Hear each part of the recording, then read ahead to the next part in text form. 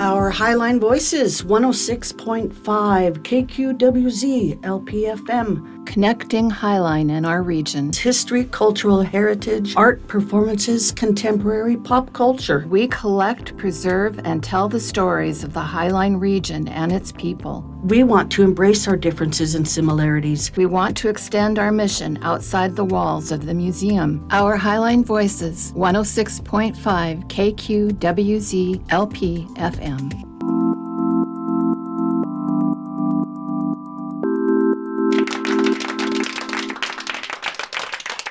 Hi, everyone. This is Nancy from the Highline Heritage Museum, and welcome back. Today, we have a beautiful and wonderful person that is going to come and share her story. Why are we doing this? Just to get to know each other, just to truly save the stories, not just for this one time, but for the future generations. I think that every person, every journey, every story has something to offer, something to enjoy, to be inspired by. And we're just happy and grateful that we have opportunity to do that today too. And so if you have any stories that you want to share, if you know someone that we need to also preserve those stories, please let us know and we'll do that. So in the meantime, thank you again for joining us.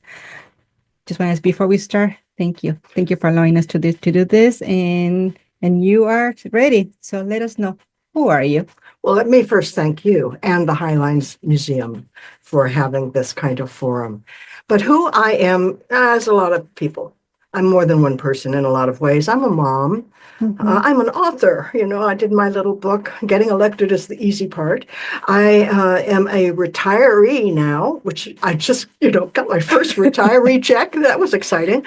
And I am a veteran legislator and lawmaker who I think has been able to make some real progress for our state and for the people of our state. Yeah, a few months ago, you were presenting your book, and that's the first time I truly started to dive into not the law, not a title, but the person. And I love that. I love that I was able to see glimpses of the person. And it's something that I'm happy that we're working on this project. We've been bringing a lot of people that might have specific titles, but it's not about the titles. It's about who is the person behind the values. And so let us know a little bit more about, maybe let's just say your book or any person or any values or why you did this. Well, let me start at the beginning. I grew up in Iowa, okay. And my dad ran the general store in a very small town. I started working in that store at the age of 12, and he had a soda fountain, and I learned how to make malted milks and sodas and all kinds of wonderful soda drinks. And every Sunday we would go to my grandma and grandpa's house for Sunday dinner. And when we got there, my grandpa was always watching Meet the Press on TV. And then we would spend Sunday dinner talking about what he saw on Meet the Press, which was a talk show about politics. So it was inbred in my genetics, I guess, that I would be interested in public life and politics and how that affects real people's lives. And that's what we talked about every Sunday afternoon. So that was kind of my foundational. And just to go a bit further back, this was back a long ways, a long time ago. But my grandfather was a pretty well-off farmer in the 1920s when the boom period was going. But then the Great Depression hit, and his farm was foreclosed by the bank. And so he took off to go to town to kill the banker. And my grandma grabbed the shotgun and went after him and stopped him from killing the banker. That's what you call back kind of prairie populism, back when the Great Depression took so many people's lives and livelihoods away. And that also shaped my viewpoint. And I still don't trust the bankers. Yeah, no, I think that we humans, we have the basic needs. And when we don't have those needs covered, we have the need to act on them. And in this case, safety, security. But seems like you said, you already started when you were younger with your grandfather. And so was he the only one who was cultivating this passion of yours, or there was more people around you that were? Well, I think our family was very oriented towards what's going on in the real world. Yeah. And we would talk about it over kitchen tables and Mhm. talk about what's really happening. And my dad was he was a small business owner. He had the general store, and he engaged with the farmers and with the other customers who would come in. And it was always a kind of give and take. And it was just wonderful to hear the conversations because they sometimes had lively debates. And, but, that was a long time ago. So, moving on, I was in college when the sort of the Watergate period was unfolding. Mhm. And I thought, well, that really shows a path for me is maybe I should go into journalism and maybe I should learn how to, uncover those secrets in the government of what's going on. And so I did embark on getting trained as a journalist and working as a journalist for some time. I really enjoyed the work, but about the fifth time I covered the Puyallup Fair, I thought maybe I could move on from this. And but I was really impacted by covering Mount St. Helens when it erupted. That was stunning. It was like going into a world war, and it was just breathtaking to see nature that powerful. And it's awesome to see and frightening. So those pieces sort of shaped me into maybe it's time for a different direction. So I was able to get a really good job with the state, AFL-CIO, as their communications director. And what happened was very important because I was starting a family at that time. And being a reporter, you don't have any predictability. You go when the fire breaks out. And I didn't have any support family around Seattle. They're all in California. So I was unable to really have the sense of security that if I kept working as a reporter, that I could have a family and a stable life. So having a job that was, Monday through Friday was very helpful.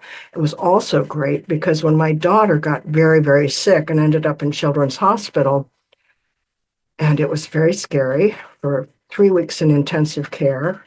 And she had her appendix burst when she was 18 months old. Oh boy. And it was a nightmare because she got peritonitis and was very sick. And I was able to stay with her at the hospital, sleep in her room because she was isolated, and stay with her the entire time. And I didn't lose any pay because I had such a good employer. That stuck with me because back then, in those times, there wasn't such a thing as paid family and medical leave. And there wasn't even an ability to use your own paid sick leave for your family. You could only use it for yourself if you were sick yourself. So that sort of set up my values in a way. And then because I grew up in the Midwest, we went to church every Sunday. I'm a Lutheran. And so I was also guided by the book of Micah, where there's a what does God want question. And it's pretty simple. The answer, do justice, act kindly, and walk humbly with your God. I thought, now that's a mission statement. I can do that.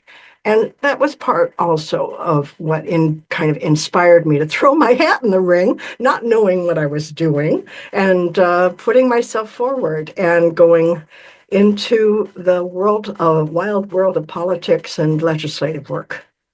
One thing that don't have any trouble saying this. I'm very ignorant when it comes to politics in general. But one thing that I do admire you doing is that the fight that you have to go through, not necessarily even you with the law, but more about you as a woman going through places where that voice as a woman is completely different, and if you were a man at that time, and in those things.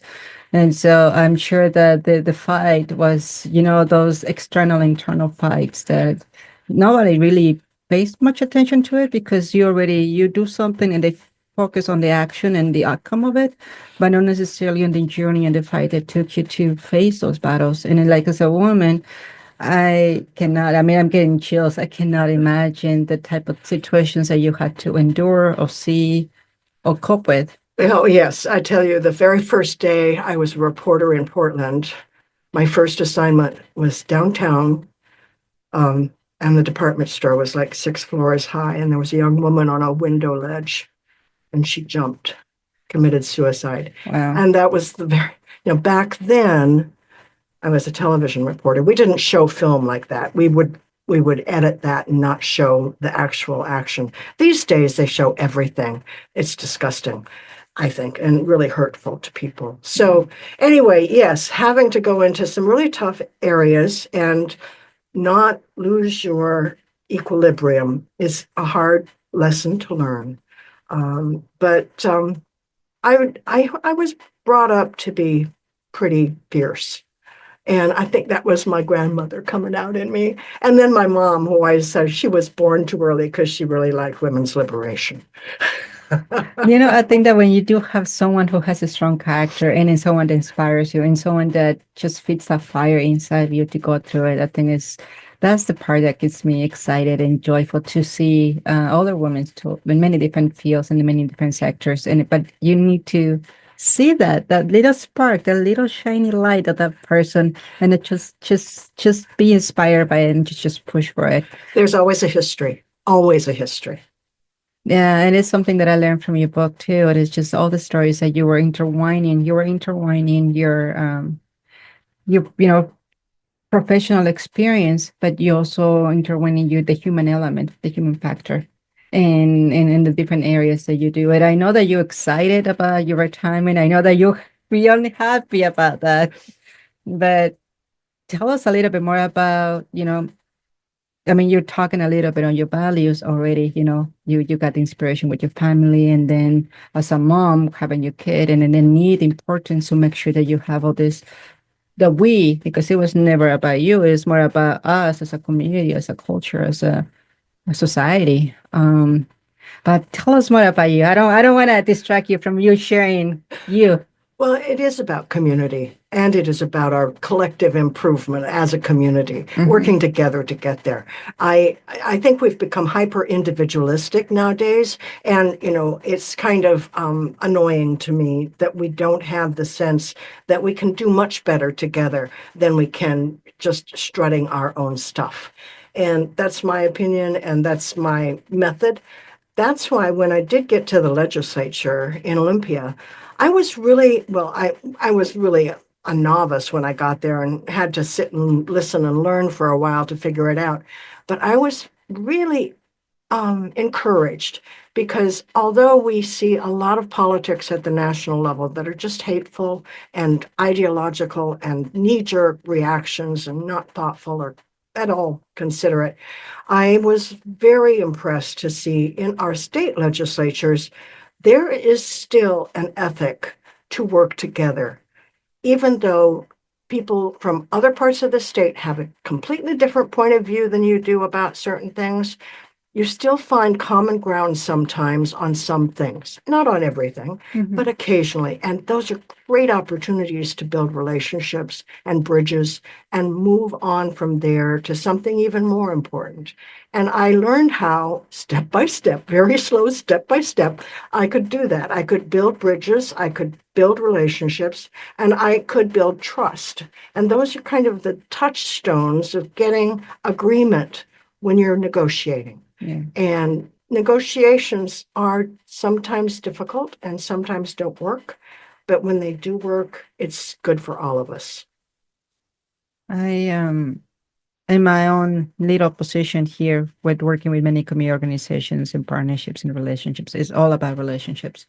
And there are moments that I have my punching bag right next to my desk. There are moments that instead of cry, I just punch back until I can release the tension. I can release the stress inside me.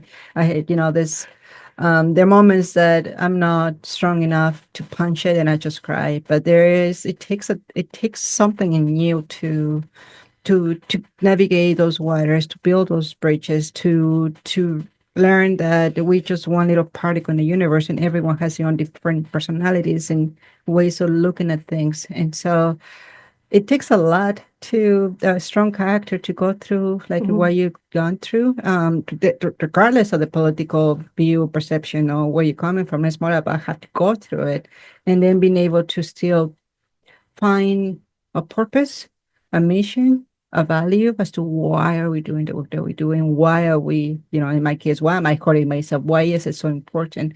And in my case, it's the 17,000 kids in the school district that, we need to honor them and make sure that we got them ready for the next generation. Absolutely. That's our duty. That's one of our duties, many jobs we have.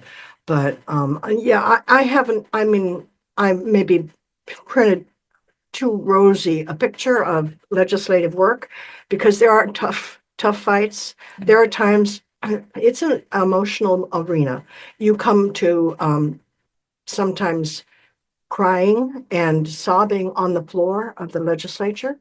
And I remember when we had the Great Recession in 2008 and 9, and we had suddenly a budget crisis on our hands. We had a 60-day session, and we had to cut the budget by 1/3 in 60 days. It was a meat chopper. You had no way to use a scalpel. You just had to hack away. And I was chair of the Senate Health and Long-Term Care Committee at the time. And I will never get over having what we had at that time was called the Basic Health Plan, which was a state program, a state-only program for low-income individuals to buy a health insurance plan that they could count on for less than $100 a month, that they could count on for health care. And we had grown this basic health plan over a period of 12 years. So there was almost 120,000 people enrolled. And we had to cut it out and replace it with the Medicaid program, which is for very poor people. And it's limited, and many of those 120,000 people wouldn't qualify because they had a small business or they had a car or some other asset. And I knew they would get thrown off of healthcare and they would get sick and they wouldn't have any options. I cried myself to sleep night after night during those budget negotiations. It was horrible. And when I saw what was happening with our budget right now, I'm very happy that I'm not in Olympia working on a budget right now because I couldn't go through that again. I still have PTSD about it. It was so bad. We had to not only cut the basic health plan, but we had to cut schools. That's one of the reasons we cut the state support for tuition for our colleges and universities. And that's one of the reasons the tuition for our college students zoomed up from being reasonable to being out of control, that people couldn't get to unless they got a student loan. So before the Great Recession, our college tuition was something people could afford. After the Great Recession, college tuition you had to either be rich or get a loan, which is one of the reasons why, the student loan crisis happened. So many people took out loans 10 years ago and they've never been able to pay it off. No, yeah, this like my daughter, she's 18, and then the fear of all these different expenses, even a book, just to buy a book is like, how are we gonna do this? I mean, we've been saving money knowing, but it's still it's like when you accumulate many different issues all at once, it's scary. Going back to, there might be a lot of people in this audience that don't know who you are, even though you're a very important person in Washington State history and in local history too. But I also want people that don't really have much information about who you are to get a sense of who you are right now as a human being who yes, you're human. You can feel the pain. It's not like you're part of a lie and you don't feel those emotions that people are going through. No, that you do. And then it's a really heavy work on in the past, the present, but also in the future, because like you say, you're still thinking about what happened at that time. But there are good times too. You don't want to just dwell on the sort of tragic or sad situations, but we have had incredible breakthroughs in our state. We have one of the best paid family and medical leave programs in the entire country, and it has been every day, not every day, every week, I would get at least one person thanking me for getting that done. It took 20 years, but we got it done. And we have one of the best occupational safety and health programs for workers in the country. Wow. We have one of the best apprenticeship programs for people to get an open door to a lifetime of professional work in the trades. And that has also been just a glorious step forward for people and opportunities. So having to share in those wins and making those things get across the finish line has been just joyful and wonderful. So that's also something to celebrate. Absolutely. I think that when everything is given to you for granted, you don't cherish it, you don't value, you don't, you cannot enjoy a meal if you have never been hungry. You cannot enjoy the sun if you have never been wet. And so it's just the concept of, when you have a fight and then you get the sweetness of the battle that okay, we went through it, but the meaning of winning that part is so I'm sure is an unbelievable experience to say, yes, we went through this, we got to it, and then just embrace the blessings that we all receive it together. So Right. And another piece of that is because the legislative body has people from all over the state, all different communities, all different backgrounds, you are out of your bubble. You aren't just talking to people who agree with you. You aren't just talking to people that look like you. You're talking to people that are really different and have different opinions. And it's very enlightening. You learn so much. And you don't just descend into opposition. You open your ears and your mind and say, how can we connect? How can we figure out a path forward? And that has been also one of the really gratifying pieces of working in a legislative body that represents a very diverse state. The folks from Eastern Washington do not think like the people from Seattle. The people in South King County don't think like the people in Seattle either. And the people in Longview and Grace Harbor don't think like we do. So those kinds of new opinions and different ideas coming together is the genius of our government. It is what makes it work. And it's just kind of hard to understand how we have, at the national level, become so polarized because we don't even talk to each other when you're polarized like that. yeah. You just shut people down or you make fun of them or ridicule them or criticize them. That's no way to build a relationship. And even if somebody disagrees with you about everything, you still need to build a relationship. They're human, you're human, we're all in this together. It's not easy. But we can't just shut off people because they disagree with us. I think that if you're talking to someone, let's just say a kindergarten, you will say the same advice. Like this is your classmate. You're gonna be seeing the kid every single day. They are your neighbors. They are we go to the same places. It is a way that, yes, you have your own individual mindset and who you are as a human being, but at the end of the day, you do co-share the space. You do co-share everything is in front of you. So if you have to talk to a little kid who is 5 years old in a kindergarten, what message will you give? Like, will you just shut down the person in front of you because doesn't agree with you?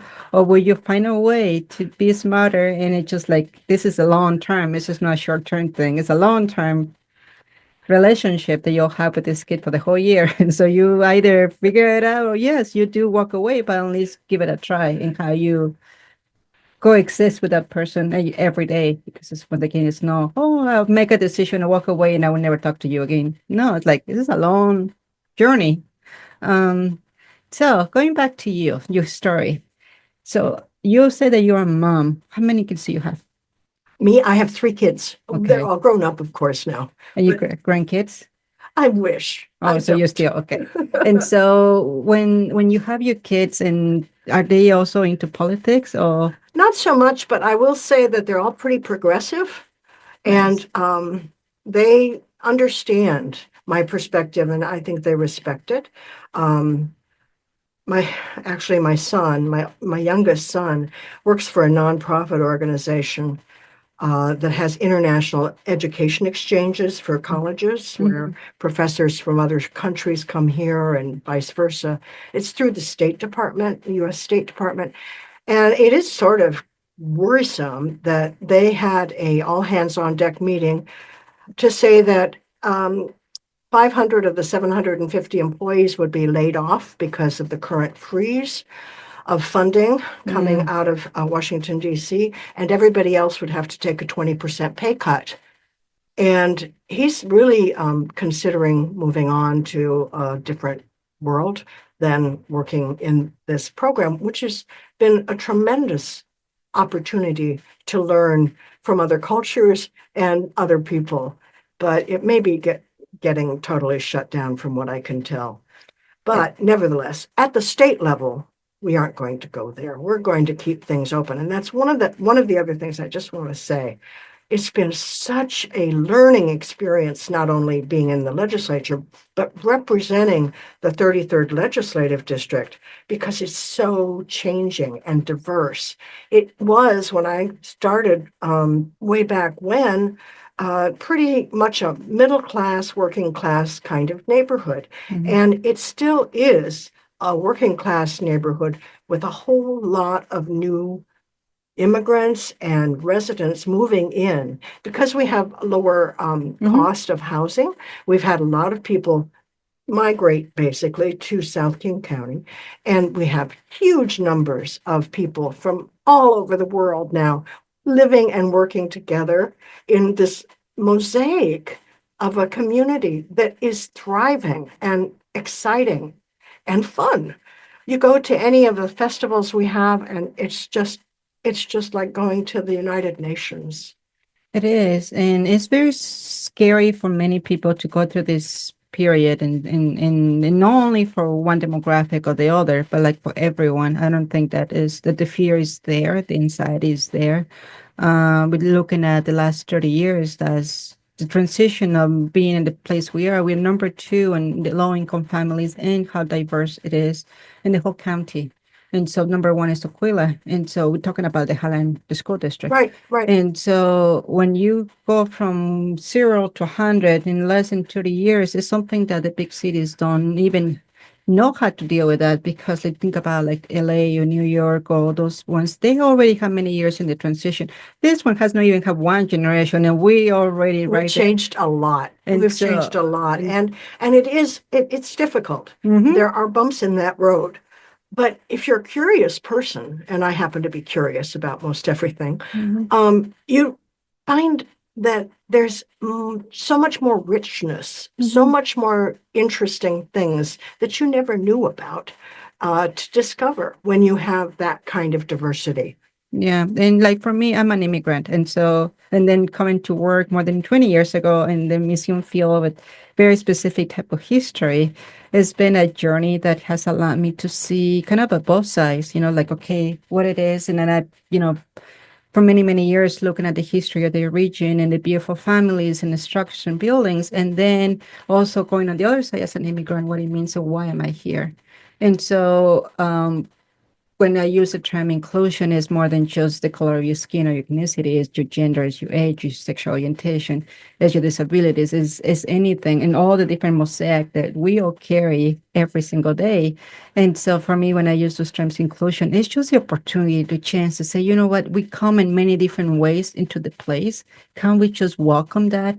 Yes, there are not us. We are not them. Yes, we don't think the same way, but we do have way, in my opinion, we have way more things in common than differences. We're humans. We feel hunger. We feel pain. We need to have the sense of belonging. We want a healthy community. We want to thrive. We want our little ones to feel safe. We want to feel welcome. So there's way more things in common than differences. And so when we think about the idea of a potluck, that you go to this table and you just pick and choose what you like and be curious and discover. I think that's a beautiful way of experience things than just having the same many options that you had the whole life. And so having a potluck that you can try here and there, that's the part that gets me excited. Well, that's one of the wonderful things about America, to be honest. We're all immigrants in the sense of we're not Native Americans, so therefore we're all immigrants. And, I have my grandmother's baptismal certificate. I had it framed. It's in German because her parents were immigrants from Germany. Mm-hmm. And they spoke German, and they went to, German language church services. So that was then, and things happen, and they now, move on. It's happening over and over and over Oh, again with people from the Democratic Republican of the Congo, from Vietnam, from Mexico, from everywhere. everywhere. Everywhere. Yeah, yeah. Yeah, no, that's something that is beautiful, but then also scary because it's the unknown and all the insecurities kicks Well, in that's there. where curiosity has to kick in. Mm-hmm. You can't be afraid just because you've never seen it before. Mm-hmm. You have to be curious. What the heck is that? What's that all about? I don't understand how you do that. And Yeah. sometimes it might be ignorant. You should know some of this stuff, perhaps. I cannot, for instance, I am just horrible with languages. It was just a failing on my part to not be able to learn a language. I tried. No, you see. And I still mess up when I'm trying to speak to somebody from another culture and they tell me their name and I immediately mispronounce it. It's just the awful. One quick thing, and I know this is about you, but like talking about language communication, I was born 80% deaf, and I am, so I use hearing aids. And for the first 8 years of my life, I was not having any hearing aids because of lack of financial support for me to have one. And so the way I grew up is communicating is through body language, is through seeing who can smile at you, you can see who can just gives you that sense of you're welcome, you're fine, even without saying anything. And so one thing that I tell my daughter is like, no matter what, just be honest and smiling, because that speaks louder than any attempt of any language you want to try. You can feel when a person is no welcoming. You can feel and know when a person is not willing to talk to you, regardless if you speak the language or not. The And body so, language is very important. oh, absolutely. And so even a simple smile makes a huge difference. Right. And also policy does, because the legislature was able to pass a bill just a couple of years ago now that requires that children get hearing aids if they are hard of hearing, because it is very hard to learn, as you knew, when you don't hear. And we also need to have hearing aids adjusted every few years because children grow and their ears change shape and so forth. So we were able to pass that into law in this state. I'm so happy. And this is, I think that like anything in life, you got the good side and the bad side, and you had that balance. But I think that you're right. This is a beautiful state that has hardships and has all kinds of things, but then also has this beautiful light on many different things that has happened historically. And then it's beautiful to even say the word progressive, and because it says that everything is around progressing and moving forward and evolving in adapting to whatever crisis we're hitting, but in still moving on and progressing into the new direction. We also have to protect what we have. Absolutely. And in this day and age, we're going to have to figure out how to do that as well. Because unfortunately, if the federal government starts eliminating program after program after program, which is looking like what they're going to be doing, it will be incumbent on states to step up and do what they can to help all of our citizens and residents maintain whatever it is, health care or jobs or education. So all of those things are at risk if we cut all the federal programs, and we need to be able to have the wherewithal to step up and do our part. I think that we can do that in many ways. One, we can do it a one-on-one with our own neighbors and our own people who are near us, class work and classrooms and even transportation. It's just, hey, I respect you. Yeah. We're different. Yeah. We can do that. And then moving on into being aware, okay, I have an opportunity to do something. I will do it. But I think that in every single level that we're in, either as an individual person or as a society or as a country, there's many opportunities that we can do to defend and protect what we need, while at the same time be mindful that our responsibility, our job is also individual as a human being, and be nice and kind to the next person next to you and respectful. I think respect, it doesn't mean that you have to like. Respect comes from those values of saying, we know difference. And yes, if we had to fight, we had to fight. But at least start with that sense of respect that you're different and I'm different. We got a few minutes left, and like I say, I don't want to take over this conversation. This is your story, you think. You got around 5 more minutes. Anything that you want to share about you, about your story to the public? Oh, I've always avoided that question Okay, because I so always think I'll just step into a mud pile and never get out. But I love to sing. I love to dance. okay. And I love movies. And those are kind of my go-to places for happiness. I sing in my church choir. Oh. And and obviously I like to write also, which is why I wrote the book. But it's just, for me, a joy to go to the opera or go to the ballet or go to a movie theater or go to a jazz concert. I think that's where my happy place is. Those are where I am reading a really good book also. So those are the pieces that make my life balanced in that I'm still. And I'm going to let go a little bit more of the politics, but I'm still focused on public policy and politics. So that's still a passion of mine and a mission, but I'm going to lean into those things that are more recreational and learn a little bit more balance, maybe. Yeah, I think there's times and places for everything. And I think that you already invested a long time and giving all in. But I think it's also a sense of even respect yourself and even say, you know what, I think I need a little balance. I think I need, like you said, just fulfilling your soul and your mind, your spirit. And like, yes, there's a balance, there's times and places for everything. And I know. Also joined a gym, and I had been turning ever since I retired. I thought I was turning into a marshmallow because I wasn't walking up and down stairs and running around the Capitol or any of that.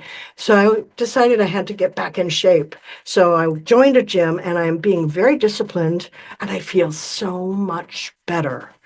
And it's for an old person, not an easy thing to do, but I am getting back in shape. We had this mentality that to treat the symptoms when we go to the doctor, but are we really treating the patient? And the patient is us. And are we really treating how we actually prevent from going to the doctor? And so that's some of the areas. That's exactly right. I think there is so much you can do as an individual to take care of yourself. And one of the first things I remember is hearing the story about Red Auerbach, who was a longtime coach of the Boston Celtics, the basketball team.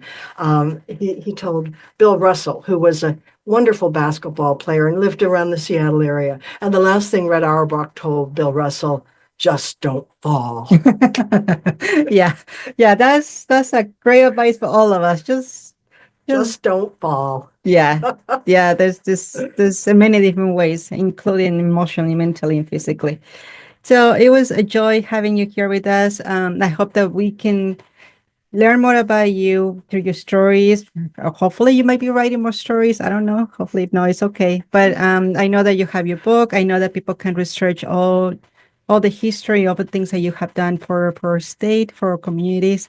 But from our side here at the museum, we just welcome any opportunity to keep saving the stories of you and your family and what makes you in a community, not for this generation, but for the ones to come. So once again, thank you for this opportunity. Well, thank you, Nancy. And thank you for letting me show politicians are people too.